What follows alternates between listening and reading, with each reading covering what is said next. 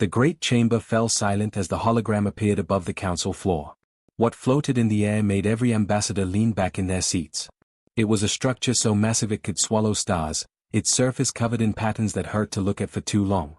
Ambassador Thelma stood, his crystal body glowing dim with something that looked like fear. He was an Etherian, one of the oldest species in the galaxy. His voice echoed through the vast room. This is the Silent Ruin. We found it 3 years ago in the Void Sector. It is over 4 million years old. We do not know who built it. Every ship that tried to reach it died. Every single one. The room filled with nervous whispers. 200 different species sat in that council chamber, and now they all stared at the images of dead ships. Vessels twisted into impossible shapes. Entire fleets simply gone, as if they had never existed. The Kalosh lost 3 science ships, Thelma continued. The VRYNN sent their best pilots. None came back. Even the archivists gave up, and they have been studying the universe for 1 million years. The structure breaks the laws of reality. To go near it means death. A tall VRYNN counselor rose, her 6 arms folding in a gesture of finality. The VRYNN were known across the galaxy as master warriors and navigators. If they declared something impossible, it usually was. We cannot understand this structure, she said. Our scientists say it exists partly outside our dimension. Our ships cannot survive the approach. We must seal off the entire region. Keep everyone away forever. Yes, seal it off, came voices from dozens of species. The agreement was nearly universal. Wait. The single word came from the back corner of the chamber. Every head turned. The human delegation sat in the cheap seats, the area reserved for new species. Humans had only joined the Galactic Council 200 years ago. In galactic terms, they were infants. An older human woman stood up. Her hair was gray and pulled back tightly. She wore a simple blue uniform with no decorations, plain compared to the jeweled robes and flowing garments of the elder species. Ambassador Rebecca Hall of United Earth, Thelma said, his voice cold. The Void Sector is far beyond human abilities. Your species can barely maintain stable space travel. That is exactly why we should try, Rebecca said. Her voice was steady, confident. You have all been studying space for millions of years. Your science is perfect. Elegant. Beautiful. Ours is messy. We make things up as we go. We use whatever works. The VRYNN counselor's voice dripped with contempt. You think you can succeed where we failed? Your people still burn fuel to make your vehicles move. Yes, because burning fuel works, Rebecca said simply. She made a gesture and a new hologram appeared. Lines of code, mathematics, and wave patterns filled the air. 3 weeks ago, our research station picked up signals from the ruin. Our people have been studying them. Impossible, Thelma said flatly. The ruin signals are encrypted with quantum codes. Breaking them would take computational power beyond anything that exists. It would take that power if you try to decrypt them like normal language, Rebecca interrupted. Several ambassadors gasped at her rudeness. But we did not treat them like language. We treated them like music. We looked for patterns and rhythms instead of words. And we found something. The hologram changed. Waves of energy pulsed in patterns that almost seemed alive, like a heartbeat or a song. This is just a fragment, Rebecca said. We do not understand all of it. But it is more than anyone else has found. She turned to face the entire council. Humanity asks permission to go to the Silent Ruin. We volunteer. If we fail, you lose only your newest and least important member. The chamber exploded with noise. Dozens of species argued at once in clicks, whistles, and translated speech that created chaos. Finally, Thelma raised his hand for silence. The council does not send species to die easily, even humans. But if you truly volunteer, knowing you will certainly fail. We know the risks, Rebecca said firmly. Then you have permission, Thelma declared. Prepare your ship. When you die like all the others, let it be a final warning to anyone foolish enough to follow. Rebecca nodded once, sharply. As she walked out, her second officer, Thomas Blake, fell into step beside her. They expect us to die, Thomas said quietly. I know. The mathematics look impossible. They do. And we are really going to try anyway. Rebecca stopped and turned to face him. Her eyes were fierce. Thomas, impossible is just a word that aliens use before humans figure things out. We survived ice ages and plagues. We went from wooden boats to spaceships in 500 years. We have always been the species that should not have survived, but we did. She smiled grimly. Now we prove them wrong again. 3 weeks later, the ship called Defiance left Earth orbit, carrying 300 humans towards certain death. At least, that is what the galaxy believed. The Defiance dropped out of faster-than-light travel at the edge of the void sector, and immediately every alarm on the ship started screaming. "Oh God," whispered Lieutenant David Miller from his navigation station. His young face went pale as data flooded his screens. He had never seen readings like this before. Captain James Porter stood in the center of the bridge, hands clasped behind his back. He was a gray-haired veteran who had survived 3 colony wars. His face stayed calm as he studied the main view screen. Where normal space should have been, reality itself seemed to be twisting and writhing like a living thing. Pockets of distorted space bubbled up and collapsed. And far in the distance, barely visible through the chaos, hung the silent ruin. It looked like a geometric impossibility that should not exist. "Report," James said quietly.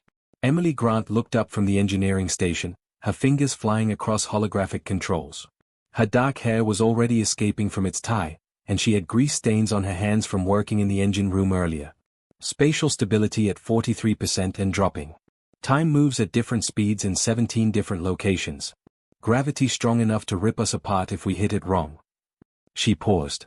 And that is just in the first 1,000 kilometers. "Any signs of life from the other ships that came here?" asked Commander Margaret Stone, the first officer. She was tall with ice-blue eyes that missed nothing. David checked his sensors and shook his head. "Wreckage everywhere. I can identify a Kalosh vessel from 2 years ago. A VRYNN warship from 5 years back. And..." His voice cracked, "there is a science station. It is in 7 different places at the same time. The structure is radiating particles that break the laws of time and space," said Dr. Peter Hayes from the science station. He was a nervous man in his 50s who kept adjusting his glasses. "That station exists in multiple realities at once. It is dead in all of them.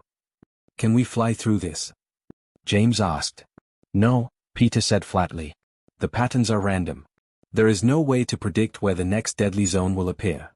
Every species that tried to map it found the readings changed constantly. It is like trying to sail through a hurricane where the rules of physics keep changing." James studied the chaos for a long moment. Then he turned to his crew. "Emily, how long to launch a probe?" 15 minutes. "Why?" "Launch 20 probes. Different directions, different speeds. Let us see what kills them and learn from it." Emily blinked, then grinned. "We are going to learn by watching things die? Very human approach, sir." "It has worked before," James replied. Over the next 3 hours, they launched probe after probe into the void. Each one sent back data until it died. Some were crushed by gravity. Some were torn apart by space itself twisting. Some froze in time. Some just vanished. But humans watched and learned from every death. "There," David said suddenly, pointing at his screen. "Probe 17 survived 47 seconds longer than any other. That path had fewer deadly zones. Because it followed the debris trail," Peter realized, pulling up data. "Look at where the dead ships are. They are not scattered randomly. They are grouped along specific paths. The paths where ships lasted longest before dying." James leaned forward. "Are you saying the dead ships are showing us the safe routes?" "Safe is too strong a word," Peter replied. "But safer. The deadly zones shift, but not completely randomly. There is a pattern in the chaos. It is like turbulence in water. Chaotic but following hidden rules. We just need to find the rhythm." "The rhythm," Emily repeated slowly. Then her eyes went wide. "The signal patterns Rebecca found. The ones that sounded like music. What if they are not just messages? What if they are a map?" For the next 6 days, the crew worked without stopping. Dr. Helen Turner, a linguist with a gift for finding patterns, compared the ruined signals to the probe data. Engineers modified sensors to detect deadly zones before they formed. Pilots practiced flying through simulated chaos until they could react without thinking. They lost 3 small shuttles during test runs. 27 crew members died learning the rhythm of the void. James attended every funeral. He spoke every name aloud. He watched every body ejected into space with full honors. "Maybe the council was right," Margaret said quietly one night. They stood together looking out at the stars. "Maybe this is suicide." "Maybe," James agreed. "But we have already learned more than anyone else." Those 27 people volunteered knowing the risk. They died so the rest of us could learn. He turned to face her. That is what humans do, Margaret. We pay the price. We learn from failure. And we keep trying.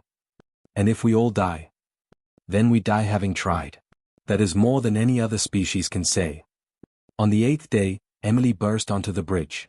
Her hair was wild and her eyes burned with exhausted triumph. I have it. I have the pattern. She threw data onto the main screen. A three-dimensional map of the void appeared, color-coded with layers of probability. A single green thread wound through the chaos, narrow and twisting, but there. It is not random, Emily explained rapidly. The deadly zones pulse on a 4 to 7 minute cycle. But there are smaller patterns every 12 minutes and even smaller ones every 3 minutes. If we time our approach to match all 3 cycles, and if we follow the debris trail during the safest moments. She looked up at James. We have a 7% chance of making it through. 7%, David said weakly. Better than 0, James replied. He turned to his crew. All hands, this is the captain. We found a path. It is dangerous. It will probably kill us. But it is a path, which is more than anyone else ever had. He paused. We go in 1 hour. Anyone who wants to leave, speak now. No shame. No judgment. Not a single person moved. James smiled slightly. Then let us show the galaxy what humans can do. The Defiance entered the void sector at exactly 2 in the afternoon, ship time. And reality began trying to kill them. The airlock door hissed open, and immediately everything felt wrong. Lieutenant Jennifer Walsh raised her rifle and scanned the corridor ahead. She was compact and muscular with short red hair and sharp eyes that missed nothing. Clear, she called back, but her voice sounded strange, echoing in ways that made no sense. Captain James Porter stepped through first, as a captain should. His boots touched the deck and he felt it immediately. Gravity pulled him in 6 different directions at once. Up, down, forward, back, left, right. His stomach lurched but he kept his balance. Christ, muttered Peter Hayes, stumbling as he entered. The gravity is not constant. It shifts every few seconds. Emily came through next, immediately scanning with her portable instruments. Her eyes went wide. Captain, the energy readings are impossible. This station has been dead for 4 million years, but it is drawing power from somewhere. A lot of power. The corridor stretched ahead, except stretched was not the right word. It seemed to fold back on itself, twist sideways, loop in ways that made James's eyes hurt. The walls were covered in flowing patterns that moved like water, covered with symbols that seemed to rearrange themselves when he was not looking directly at them. Helen, James called to the linguist. Can you read any of this? Dr. Helen Turner approached the wall carefully, pulling out her translation tablet. She was quiet and methodical, the kind of person who noticed small details. Her fingers traced symbols without quite touching them. Some of it matches the signal patterns we decoded. But the rest? She paused. Captain, I do not think these are words. They are instructions. Like sheet music, but for reality itself. Explain. The builders did not think in language like we do. They thought in mathematics and patterns. This writing is telling space how to behave. She looked up at him, her face pale. We are standing inside an instruction manual for the universe. James absorbed that information. Can you read it? Given time, maybe. The patterns follow rules. And humans are good at finding rules in chaos. She smiled weakly. That is basically what music theory is. Then start reading. Everyone else, standard exploration formation. Security forward, science in the middle, engineering watching our backs. We move carefully. We document everything. And nobody touches anything until Emily or Helen says it is safe. They moved deeper into the structure. The corridors twisted in impossible ways. They walked forward but somehow also climbed upward and moved sideways through space. Rooms opened onto other rooms that should not be able to exist in the same reality. This is going to make mapping very difficult, said Lieutenant Andrew Foster, the navigator. He was young but had an incredible memory for spaces. Do not bother with normal maps, Peter suggested.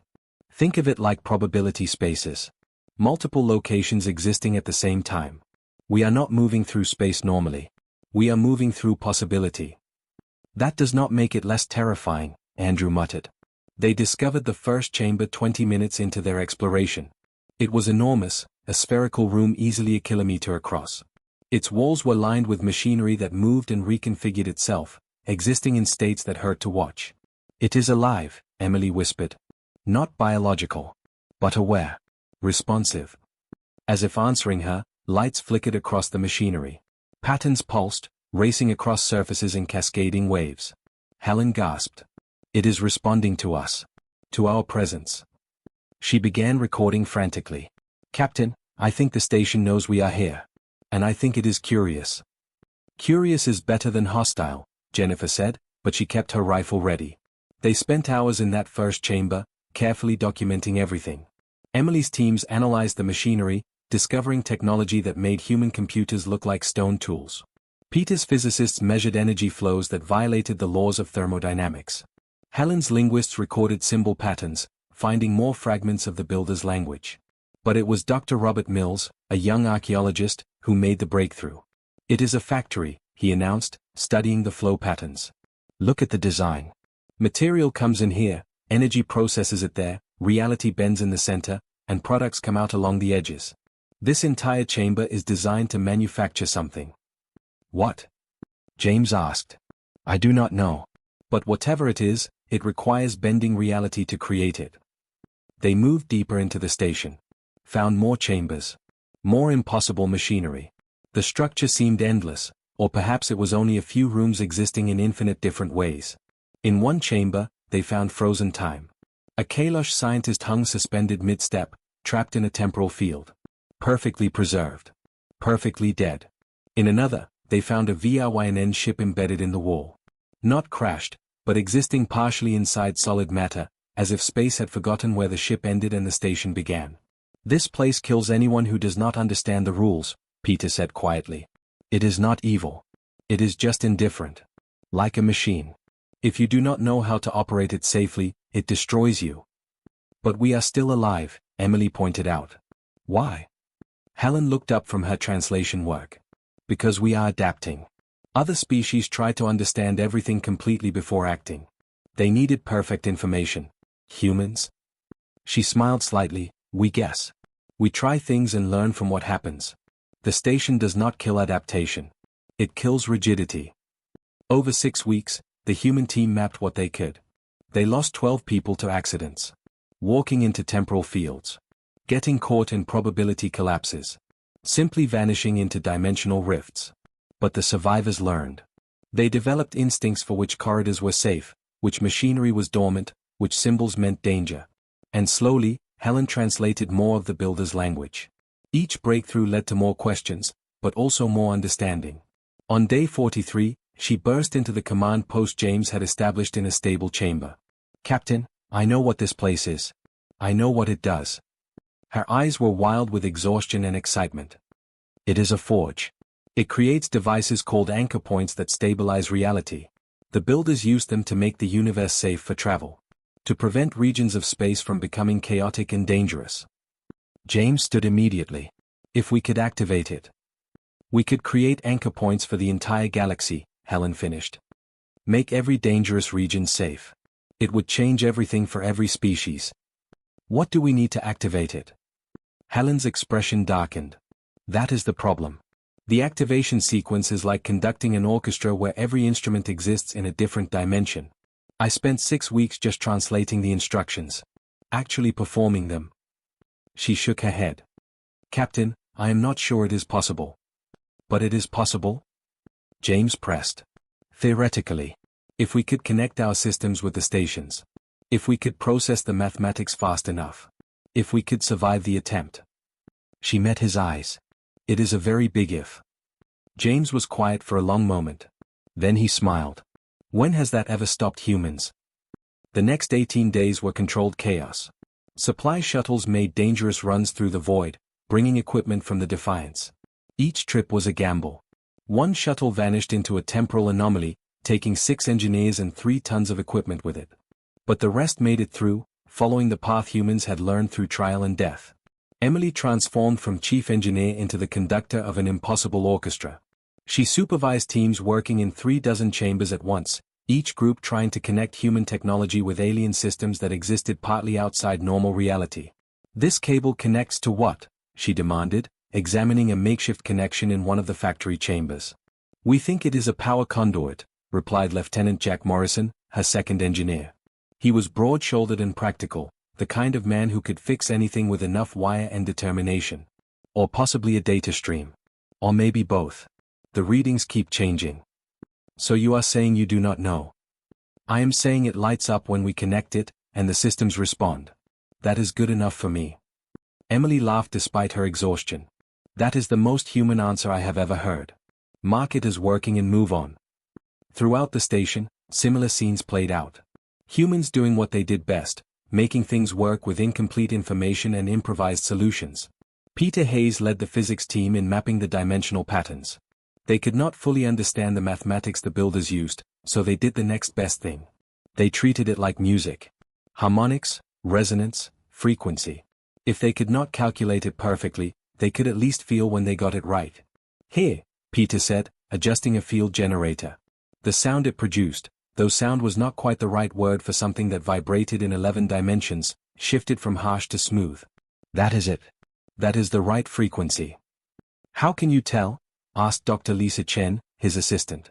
Because it feels right, Peter replied. I know that is not scientific. But we are beyond pure science here. We are improvising. And humans have been making music by ear for 50,000 years. We know harmony when we hear it. Helen worked around the clock translating the activation sequence. It was like trying to read sheet music for an instrument that did not exist, written in notation that changed based on probability. But slowly, painfully, she pieced it together. It is beautiful, she murmured one night, studying her translations. Robert Mills found her in the makeshift lab at 3 in the morning, surrounded by holographic projections of alien symbols. You should sleep, he said gently. Cannot.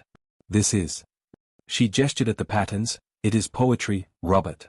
The builders did not just build a machine. They created art. Every equation is elegant.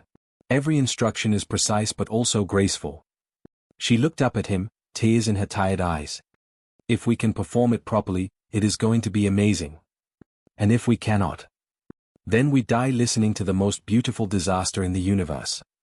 On day 57, Jennifer Walsh reported a problem. Captain, the station is reacting to our modifications. Corridors are changing.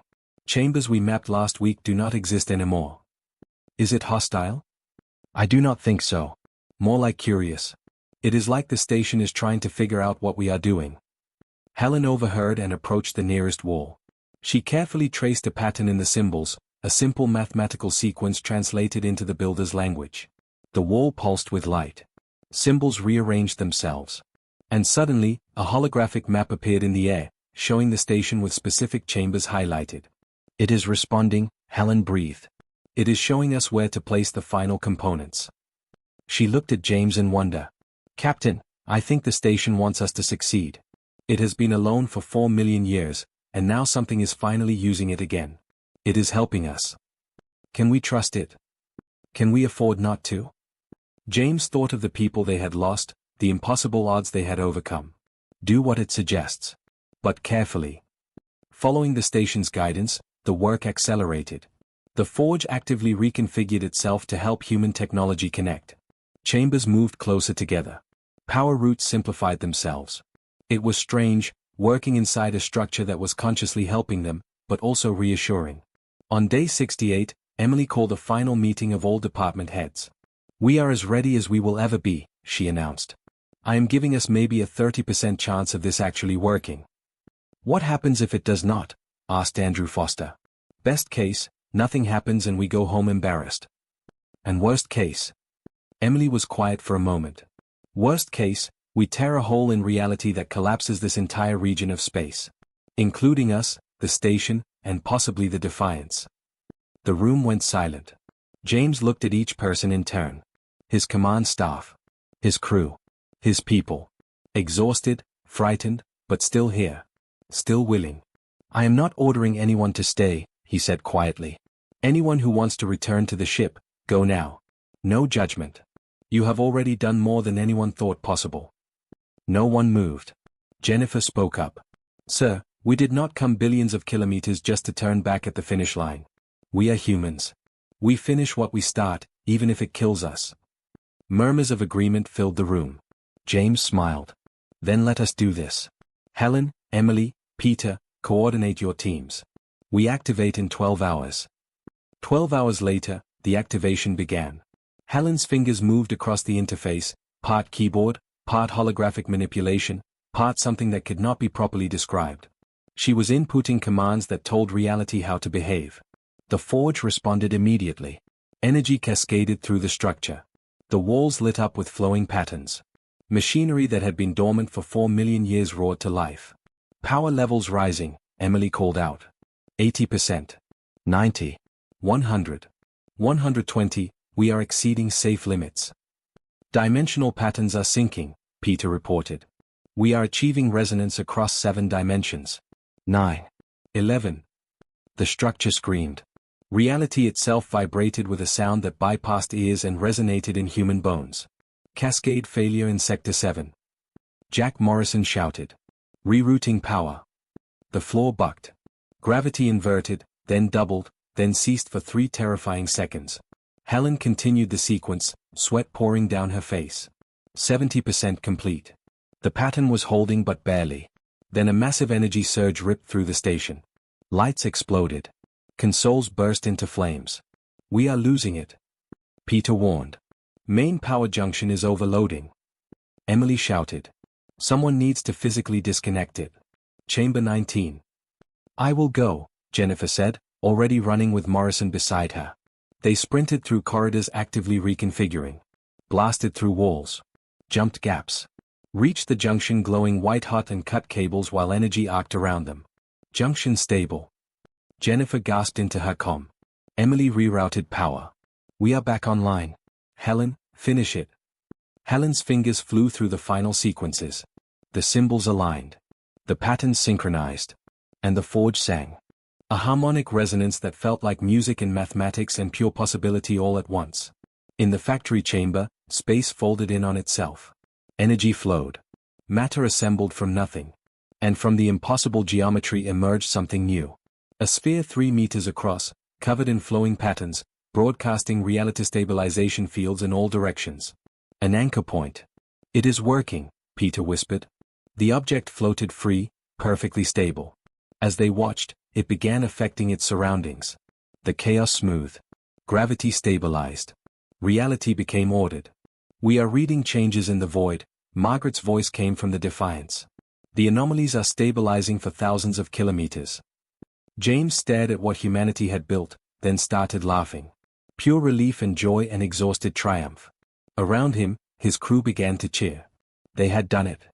3 months later, the Galactic Council reconvened in emergency session. But this time, the atmosphere was completely different. Ambassador Rebecca Hall stood before them again, but she was not alone. Captain James Porter stood beside her, along with Emily Grant, Helen Turner, and Peter Hayes. The crew of the Defiance had become the most famous humans in the galaxy. Thelmar of the Etherian Collective spoke first, his crystalline form pulsing with what might have been embarrassment. Ambassador Hall, Captain Porter, the Council owes humanity an apology. We underestimated your species greatly. You predicted our deaths, Rebecca said simply. Instead, we solved a 4-million-year-old puzzle. The VRYNN counselor who had mocked humanity months earlier now bowed all 6 of her arms in respect. You have done more than solve a puzzle. The anchor points you deployed have already stabilized 7 critical sectors. Trade routes that were impossible are now open. Regions we lost to chaos are becoming accessible again. She paused. How did you do it? James stepped forward. We did not treat the forge as a monument to worship from far away. We treated it like a broken machine that needed fixing. That is what humans do. We see a problem, we improvise a solution, and we make it work even when the mathematics say it should not. You lost 116 people in the attempt, another counselor observed. Does that not trouble you? Every single death troubles me, James said quietly. I know every name. Every face. They volunteered knowing the risks because they believed in the mission. He met the counselor's eyes. And because humans understand that some things are worth dying for. Progress. Knowledge. Making the galaxy better for everyone. Emily spoke up, her voice carrying across the chamber. With respect to this council, you are all so advanced that you forgot how to be wrong. Your science is perfect, your theories are elegant, your mathematics is flawless. But that means when you encounter something that does not fit your perfect understanding, you cannot adapt. You just declare it impossible and move on. And humans? Thelma asked. Humans are wrong constantly, Emily grinned. We have been making mistakes and learning from them for our entire history. We are not afraid to try things with incomplete information because we know we will figure it out as we go. That is not a weakness. It is our greatest strength. Helen added, the builders of the forge thought differently from any modern species. Their mathematics was art, their engineering was poetry.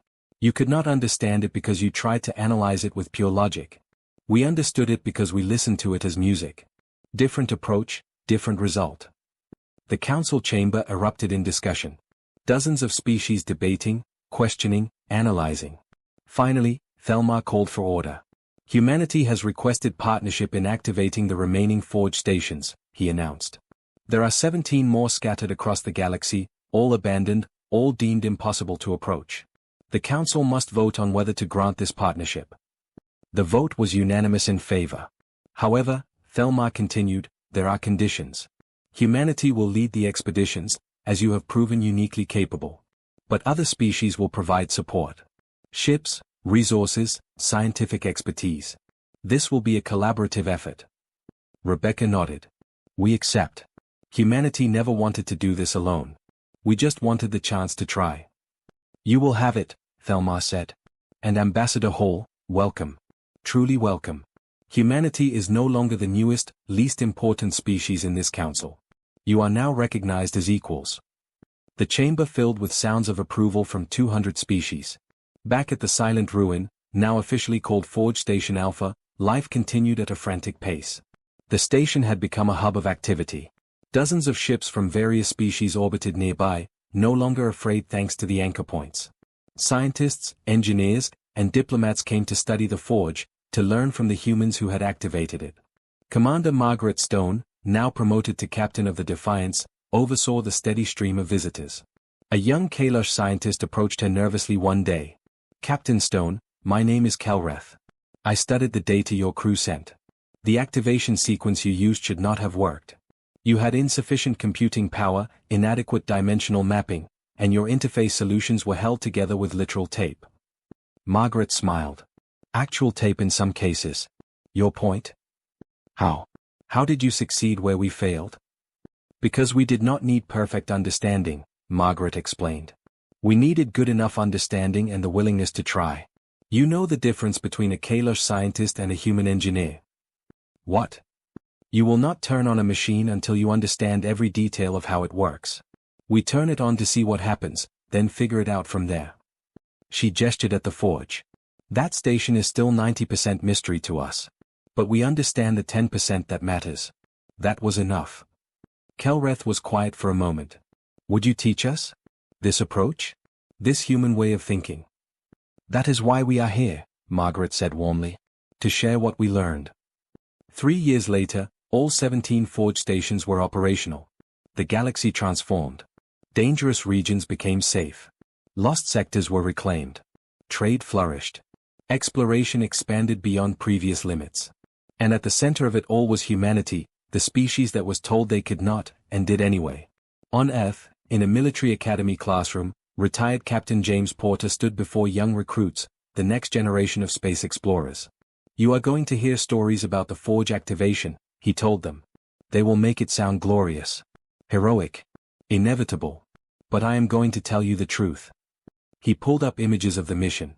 The deaths. The failures. The desperate improvisation. We lost 116 people. We failed dozens of times. We were terrified constantly. We had no idea if anything we were doing would work. And we succeeded not because we were brave or brilliant, but because we refused to give up. He looked at each young face. That is what being human means. Not being perfect. Not being fearless. Being willing to try anyway. A hand raised. Sir, is it true you activated ancient technology you did not fully understand? Absolutely, James replied. We understood maybe 10% of what the forge actually does. But we understood the 10% that mattered. Sometimes that is enough. What is the most important lesson you learned, sir? James thought for a moment. That no one knows what is impossible until someone tries it and fails. And sometimes, the people who succeed are the ones who did not know it was supposed to be impossible in the first place. He smiled. So when you go out there, and some alien species tells you something cannot be done, remember they might be right. Or they might just be wrong in a way they have not discovered yet. Your job is to find out which. That night, James stood on his apartment balcony, looking up at the stars. Somewhere out there, the forge stations hummed with activity. Human crews and alien scientists working together. The galaxy was changing, adapting, learning. All because humanity heard the word impossible and asked why not. His communicator chimed. A message from Emily appeared on the screen. Found 3 more forge candidates in the Andromeda approach. Assembling expedition team. Want to come out of retirement for one more impossible mission? James smiled and typed back a single word. Obviously. He looked back at the stars, at the infinite possibilities waiting in the dark. Humanity had proven they could do the impossible once. Now they had proven they could do it repeatedly. And that was the real victory. Not one moment of triumph, but the knowledge that whatever challenges waited in the galaxy, humanity would face them with determination, creativity, and a stubborn refusal to accept defeat. They said no one could build it. Humans proved them wrong. And they would keep proving them wrong, mission after mission, discovery after discovery, impossibility after impossibility. Because that is what humans did.